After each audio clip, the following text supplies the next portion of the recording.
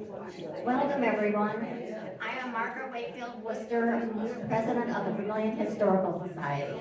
Tonight's program is being videotaped, so please turn off your cell phones. And please hold your questions until after the program. Rich Tarrant, Curator of the Vermilion History Museum, will talk about well-known Vermilionites that helped make Vermilion what it is today. These individuals and their collective roles helped shape our city from a scrawny, sleepy Ohio village into one of the most pleasant and vibrant towns on the south shore of Lake Erie. The Historical Society's 2024 calendar featuring Crystal Beach Park are available for sale after the program. They are $5 each. They are also for sale at Vermilion History Museum and at Brummer's Chocolates. Please welcome Rich Tarrant. Hello, everybody. I'm surprised there's so many people here. I thought if there was only 5, I'd be safe. I'm sorry kind of to disappoint everybody tonight. I thought I would be able to do 10 people tonight, but I can't. So I'm only doing 5. So we're going to have to do a part 2 program sometime, and I'll add the other 5. I have them all done, but for technical reasons, I couldn't get them together for this presentation. But hopefully this will be okay. If it isn't, I guess I can't do anything about it.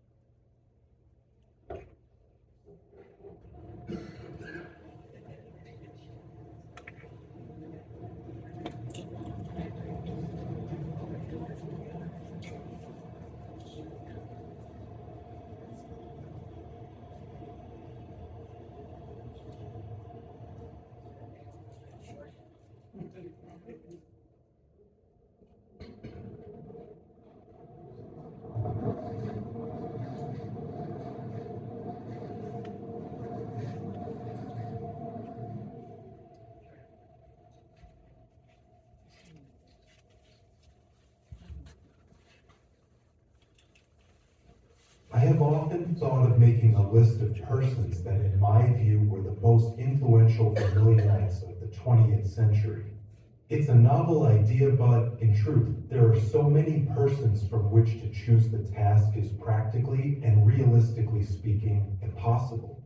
For instance, a list might include the industrialist inventor F.W. Wakefield, local insurance real estate executive C.A. Charlie, Trinter, attorney Mayor H.R. Squire, Williams, the banker E.L. Coen, pharmacist, businessman A.D. Baumhart, Lester Kishman, Nelson Parsons, barber photographer Jake Abel, school superintendent C.K. DeWitt, newspaper publishers Pearl and Elizabeth Bessie Roscoe, and the potential list goes on ad infinitum. I have in the past researched and written about many of these persons. But among all the personalities of yesteryear, there is one person who should never be forgot. His name is William Adam Tischer. Most folks about town just called him Dad. Dad was the son of Conrad and Wilhelmina Tischer. Both parents had migrated from Hessen, Germany to Vermilion sometime during the first decades of the 19th century. There was an influx of persons of German descent to America during those years as a result of extreme political turmoil in their homeland. I have been told that the reason many of these families came to Ohio and then on to Vermilion was because both the climate and landscape were reminiscent of the homelands they had fled. Conrad later served as a private with the company, be the 125th OVI during the American Civil War. The regiment was organized at Columbus, Johnson's Island, and Camp Cleveland from December 7, 1861 to January 8, 1864 to serve for 3 years. The regiment was principally engaged in guarding Confederate prisoners at Ohio's Johnson's Island. But back to Dad. Dad was born December 7, 1860 in Vermilion.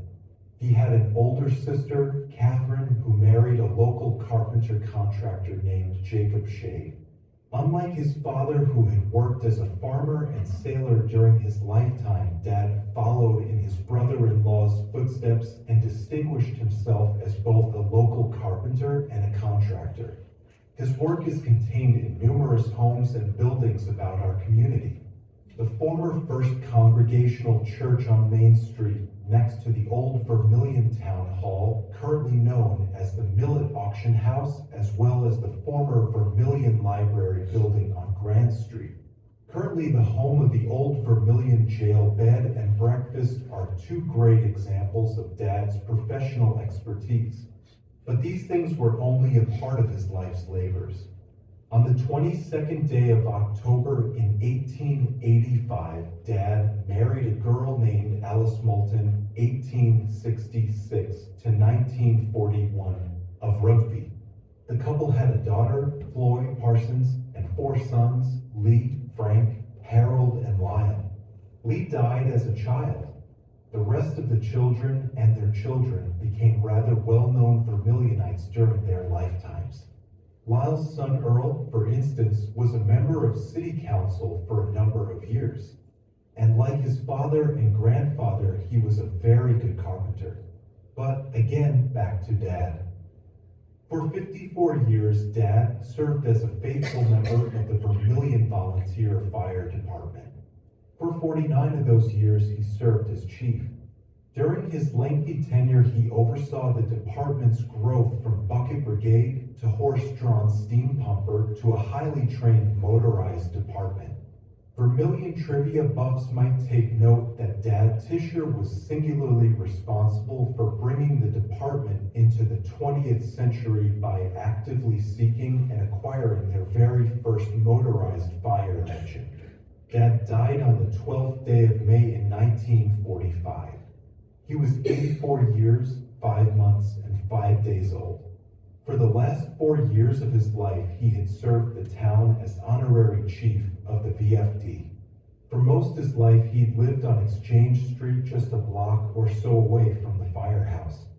He'd fought large fires that unchecked might have decimated Linwood Park and, several times, the town's business section. And he'd fought small ones that nobody remembers. But one thing for sure, whenever the fire alarm is sounded, you can bet that the very spirit of Dad Tischer is there and ready to go. H.R. Squire Williams. His name was Harry R. Williams. Most folks about town referred to him as the Squire.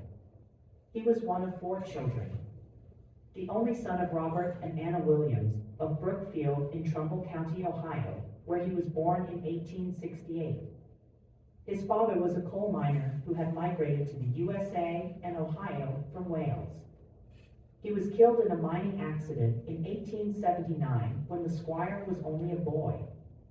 Following his early schooling, the younger Williams attended and graduated from Ohio Northern College.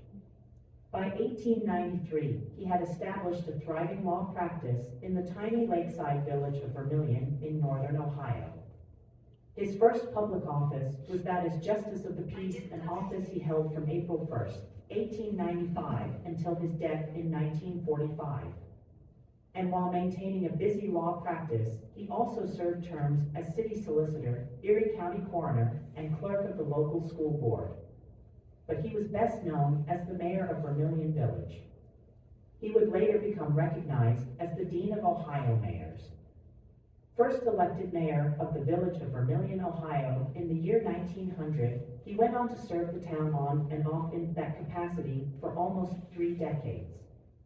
It's important to note that during one of his early terms in office, the village experienced a terrifying outbreak of smallpox. His quick response to the emergency helped prevent the spread of the disease, saving numerous lives. In 1905, an accident now recognized as the worst wreck on the old interurban line, on the west side of the village, he calmly and quickly established an organized response. He also held an inquest in the aftermath of the tragedy. In 1898, while still a rather new face in our community, he and then Mayor Dr. Frank Inglebree arranged to have 2 Marine cannons from the East Coast transported to town and placed in what was then a rather new exchange park where they remain to this day. They were and are more aesthetic than defensive. And there is one more little-known accomplishment. While watching a girl playing catch with someone at Linwood Park around 1907, he was so impressed with her skills that he spoke with her, encouraging her to throw a few pitches with a semi-pro team of Vermilion men who were practicing there at the time. Her name was Alta Weiss. By 1908, she had her own semi-pro baseball team and was playing exhibition games across Ohio and Kentucky. He was not seeking fame or credit for this or any of the aforementioned things. They are historical facts. So through pandemics, epidemics, war, peace, and natural as well as unnatural disasters, the squire served the people of his town and his family. He would undoubtedly be proud to see how the fruits of his labors and those of his contemporaries have blossomed. Remembering Charles Trinter, an entrepreneur. Sunday, June 30th, 1929. Vermilion residents Dennis Collins and Charles A. Trinter flew to Chicago to attend the funeral services of Mrs. W.P. Carey. Mrs. Carey is the daughter of the late captain and Mrs. William Young of Decatur Street. Collins and Trinter returned to Vermilion the next day. The item recording their journey appears on the front page of the Vermilion News on Thursday of the same week. It is worthy of note because passenger air travel was, then, in its infancy. It would not become a common mode of transportation until another decade had passed. I did not find the placement of the aforementioned article on the front page of the news to be unusual. In addition to this, I did not find the mention of C.A. Trinter as a party in this venture to be unusual either. For in my meandering through the days, which comprise the early part of 20th century Vermilion, I often come across mention of this gentleman. Charles Adam Trinter was, to the best of my knowledge, born in Vermilion in 1874. He was the second child of Adam and Wilhelmina Trinter. He had an older sister, Sophia M., and two younger brothers, Frederick and Joseph A. Both parents were born in Hesse Castle, a country annexed by Germany after the Austro-Prussian War of 1866. After coming to America and settling in Vermilion, Charles's father was, as he identified himself in the U.S. Census of 1880, a saloon keeper. This first-generation son of immigrant parents wasted no time establishing himself as an entrepreneur and civic-minded citizen of Vermilion. And by the time he was in his early 20s, he had become a well-known and trusted insurance and real estate agent in the community. His office was on Liberty, where currently, 2023, an antique store is housed. In 1900, at the age of 26, the Vermilion Village Board of Education selected him to serve as clerk of that board. He would diligently serve the community in that capacity for the next 44 years. While serving as clerk on the education board, he helped guide them through a storm of controversy in 1915, which raged around the school superintendent and several of the teachers, culminating in the resignation of all parties involved. 9 years later, he guided the board through the process of buying the old Pelton farm just south of South Street and building a new school on the property that became known as South Street School. In 1914, he and fellow businessman Louis Inglebury had their photograph taken on the beach at Linwood Park, where aviator Tony Janis had landed his Curtiss seaplane one summer afternoon. Both men would fly with Janis to Cedar Point and back, but on separate flights. For Inglebury was a hefty guy weighing nearly 300 pounds. So it was probably a veritable miracle that he flew at all. In addition to those things, Mr. Trinter also served 23 years as postmaster of the Vermilion, Ohio office. He spent 4½ years, 1908 to 12, as a rural postal carrier. Under the Woodrow Wilson administration, he served as postmaster for 9 years, and again from 1933 until 1943, when he retired. During that era, those positions were all held by political appointees. Charlie was married to Edna Maud Parsons, another well-known Vermilion name. They lived in a large house with a red tile roof on Perry Street. They had 2 children, their son, Robert, who worked on the Great Lakes, and their daughter, Martha, who married Dr. Russell John Dickinson. Their daughter, Martha, was named after Edna's mother. Some of the most telling information I have about Charlie Trinter was given me by his grandson, also John Dickinson, who now lives in Maine. His gramps always made a point of walking over to the Dickinson house, where Dr. Adams now lives, to take him to the Liberty Theater every Friday night. The owner, Bob Newman, usually let him in free because he was always wanting to buy Gramps' car.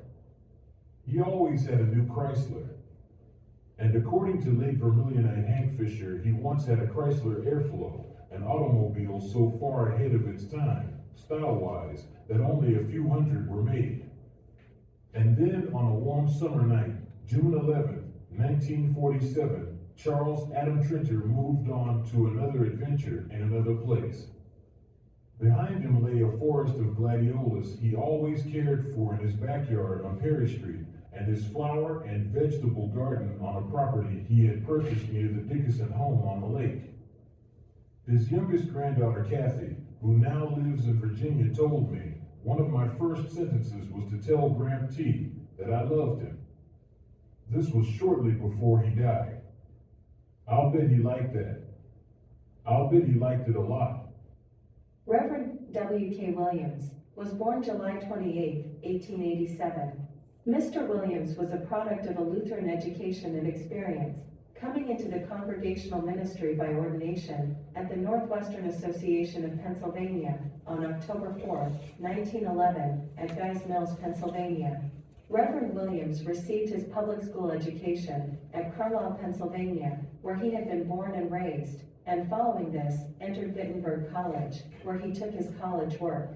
His first pastorate was at Sharon, Pennsylvania, from which place he was called to Vermilion in 1912, leaving just 1 year and a half later.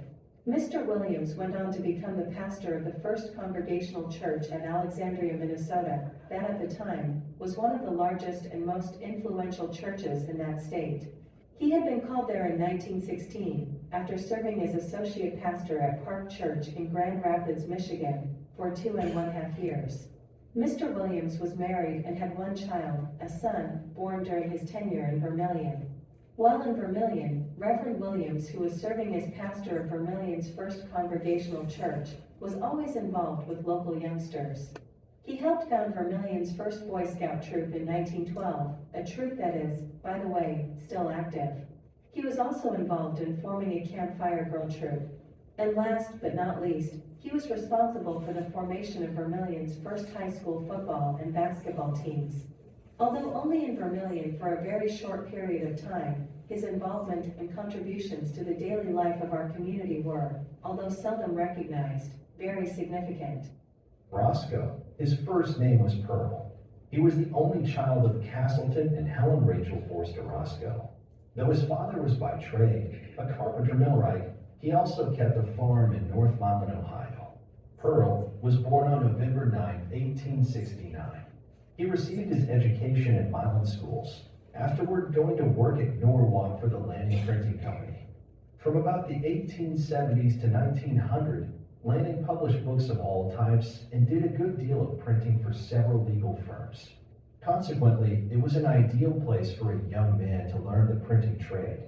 Sometime during the 1880s, Roscoe went to work in the news business, taking a position with the Oberlin News Tribune.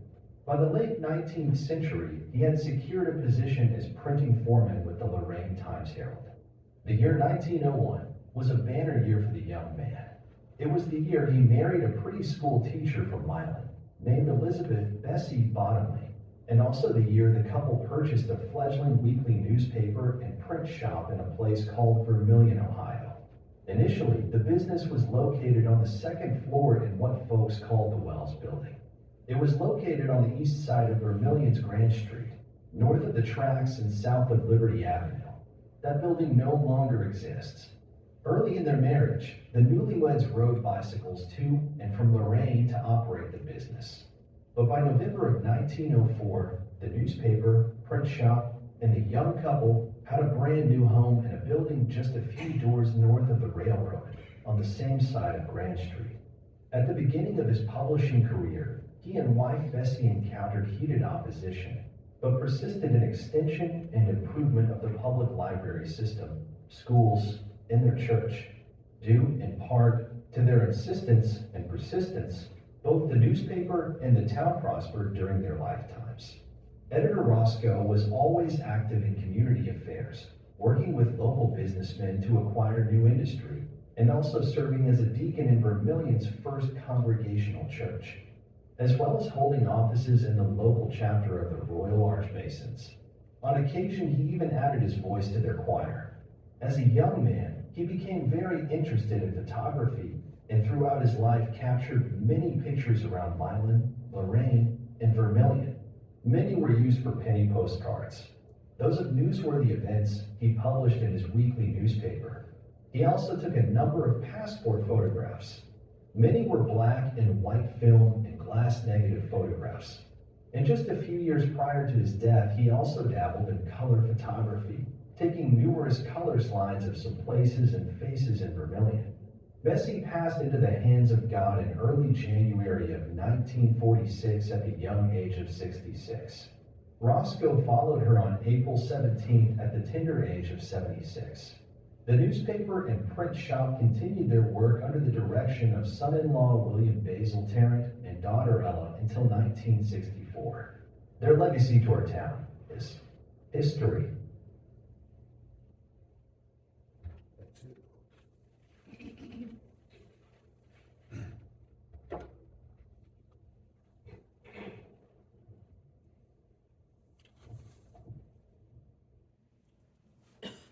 As you can see, I left out 5 other people. But, yeah, Dorothy. I can't hear you. She's going louder. I have five more than I did, but because of technical problems, I couldn't get all 5 on for tonight. So we'll have to do a part 2 and finish this up sometime. I can't say much more than that. Has anybody got any questions before I go home?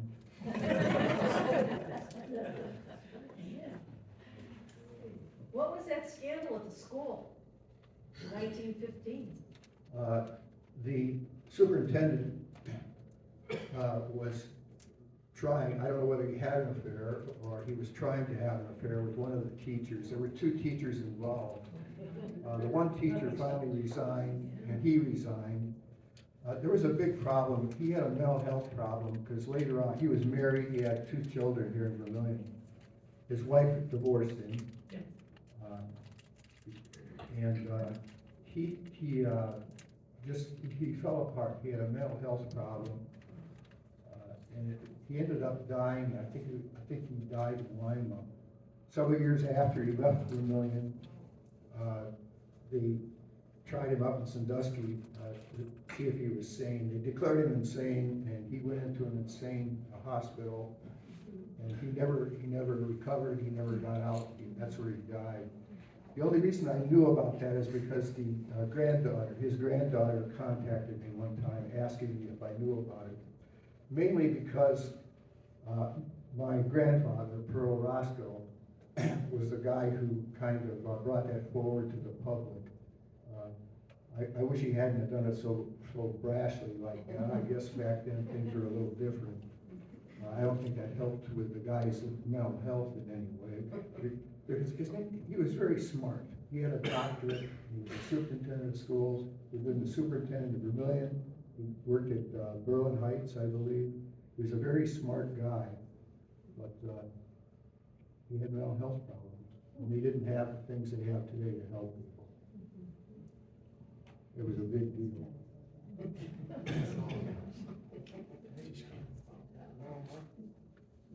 This isn't a question, this is just a little story. My Aunt Phoebe Louise Schisler told me a story about going to the State Street School. That's where she started out going to school. she said she had a memory of being part of the class where they were all told, all the kids were told to gather up their books, and they walked from the State Street School to the South Street School, where then she went to school. Yeah. What year was that they moved? Do you know, from State Street to South Street? I think she was born in 1925, but she didn't say how old she was at the time. She was born in 25? I think so, I can't remember really. I think that I'm not sure, maybe Southfield, maybe 1928, so that would be about right. Well, you know, Rich, the reason I'm asking that is that I'm fairly sure my mother graduated at 32, graduated from South Street. But then an article that I saw about when the State Street School was built made it sound like the two schools had been built close together, and I don't think that's true, is it? No. State Street for a long time only served upper grades and kids in the Vermilion area. The rural schools were still open for quite a long time, you know, the one-room schoolhouses. They didn't close until later, and then they consolidated the school districts down here in Vermilion. They brought the younger kids in who lived in the countryside. They brought them in finally, so that they went to school here with the older kids, or you know, the kids who lived here. And the older kids after South Street went to South Street School, high school it was at first, for quite a long time. Then later, as we know, that even that grew, and then it became South Street had high school and junior high school. And then finally, back during the 50s sometime, they had all the classes. No, I think they built Decatur Street. Because there were several years there where some of the kids in the lower grades, like myself, and I don't know, maybe Margaret as well, maybe somebody others here. Like I attended second grade at the Congregational Church in the basement. Other people went to the town hall. There were a few other places within town. Tom Mose, where did you attend school? The town hall. Town hall. We were the town hall mice? No, the people that went to the church were the church mice. We were the town hall rats. That's where I learned to spell the word tomorrow. Second grade. The story about the book moving, or the people moving from State Street to South Street reminded me that when I was in high school, we moved from South Street to the Decatur Street. Yeah. And every student was lined up, and all the books from the library were passed one by one from South Street School to Decatur Street School. What grade were you in? I was a freshman.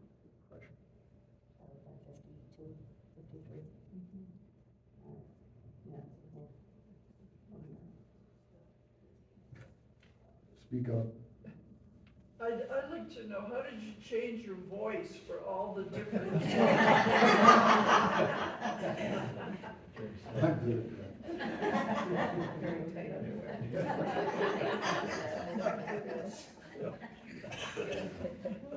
Hi, Rich, I thought maybe two other items during Grandpa's era was the cannons, which you know the story about the only 2 times they shot them off and why they stopped. And then I thought people that might be here that are not originally from Vermilion, the old bank building that then became the law office and now became the wine vault.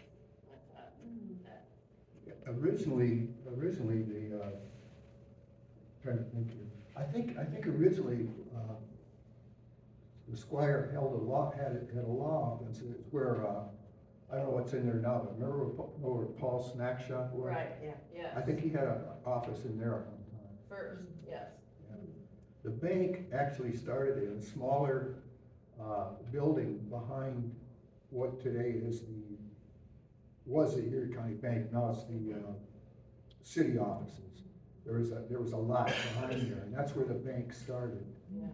That building burned down, everything burnt but the safe, which is fortunate. Then they built across the street where the, olive oil scene is. That was the bank. That one picture in there, when I was showing the cannons that were in the park, showed that side of the street. Davis had, where Hart's drugstore was in the corner, and the bank was next door in that photograph.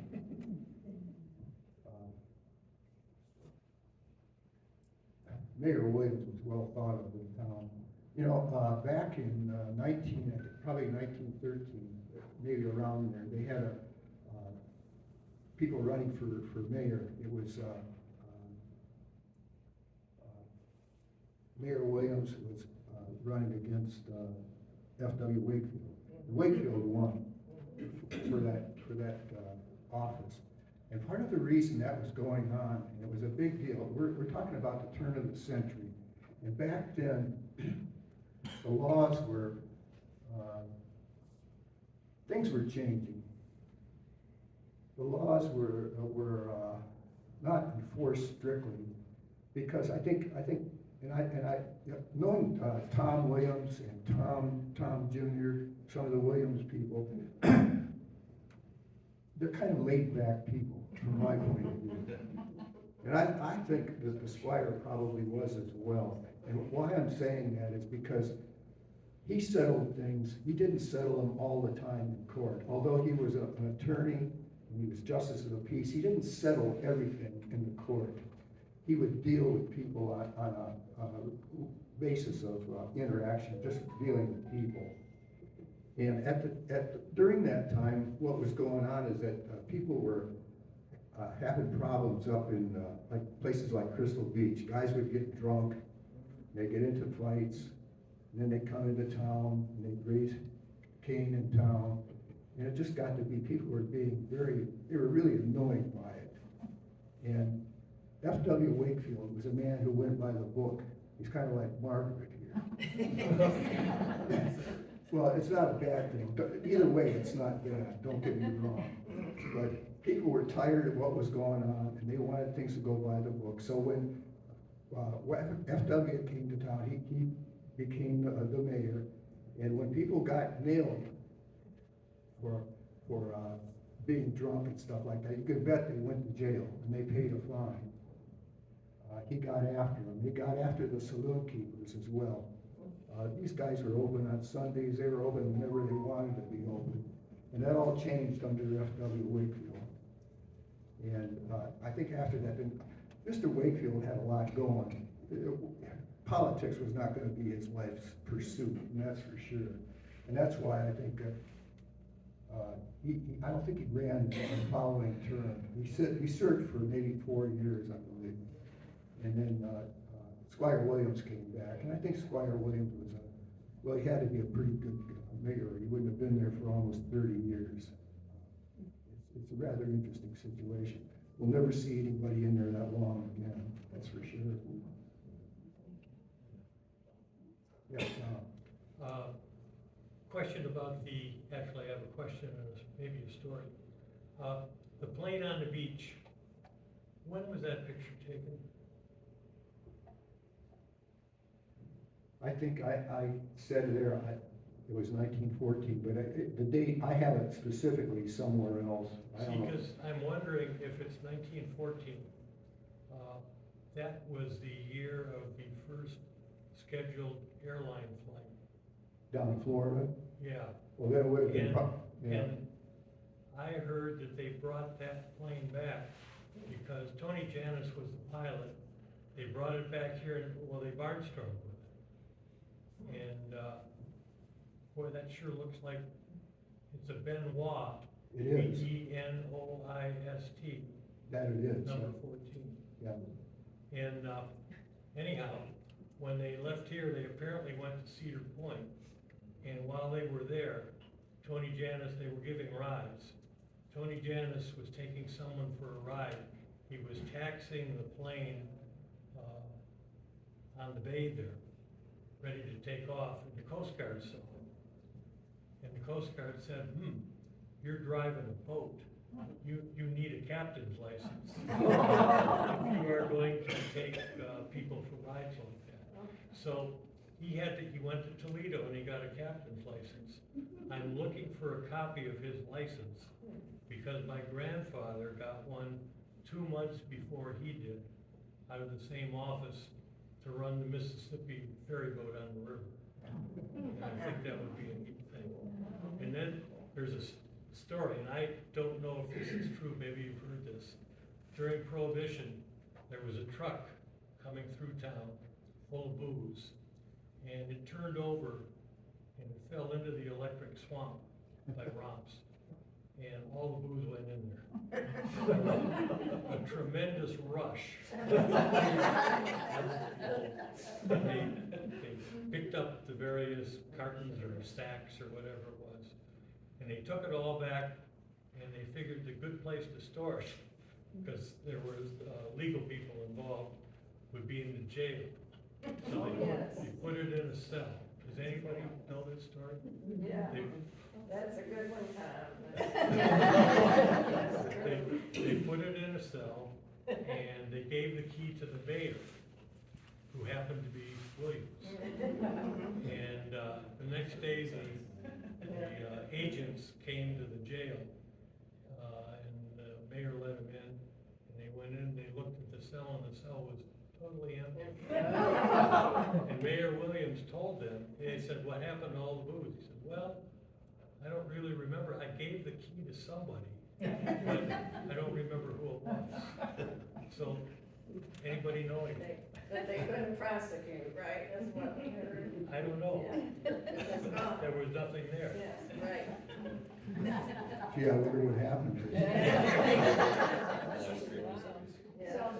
But that's a good example of the way that Williams would Yeah, that's what would work.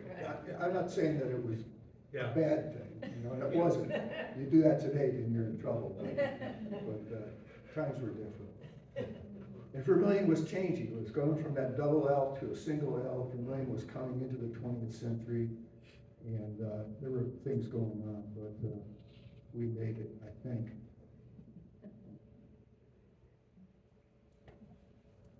Were the two Williams, Reverend Williams and Squire Williams, were they related at all? Not that I'm aware of, no. Reverend Williams, I thought, was a very interesting person because of the short time he was here. He was only here for probably 2 years at the most. And he accomplished all these things. Sometimes he was well liked and sometimes not. What I didn't mention here is that, he had his scouts, he had really good scout troops going. But at the time, movie theaters were just opening. We had Crystal Theater here in Vermilion, Huron had a theater, in other towns. And some people within the churches, didn't like the idea of having people go to the movies on a Sunday. So Reverend Williams got all his scouts together to write letters to everybody and the editor and stuff like that, to try to convince them that they should close the theater on Sunday. It didn't happen. But that's one of the things, and I didn't make a lot of people happy who were in business, because they were selling things for the theater, whether it was from Schwenson's Bakery or from the ice cream from 80 Baumhart. They wanted those places open on the weekends. The other thing is, you're talking about this, Reverend Williams also was involved in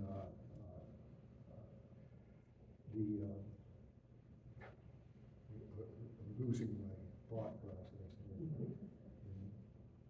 Minstrel shows of all things. I have a picture of that I don't show too much, of Reverend Williams with all these guys in blackface in the bottom of the town hall. He isn't, but they are. And he had some of the scouts that do minstrel shows, and sometimes that didn't go over too well with other people. And they would do their own writing for those shows, and in doing that, they would make fun of different people around town, and that didn't go over very well.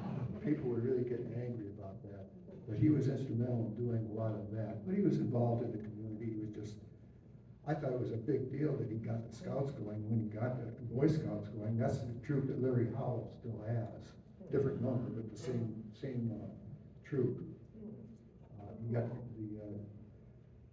the campfire girls going, and the football thing, I thought was a big deal for him too. For a minister, of all people, a minister of a church to start a football team for the high school. It seemed very odd to me, but he was a young guy, and I suppose that's something he was interested in. An interesting guy, for sure. I tried tracking him down, tracking his people down. I got to Grand Rapids, Michigan, and they had just a small, I have more information on him than they had. But they do have records of him being there. And I think he ended up in Florida in retirement. An interesting guy. That's where all the Williams end up. Well, that's it, I guess.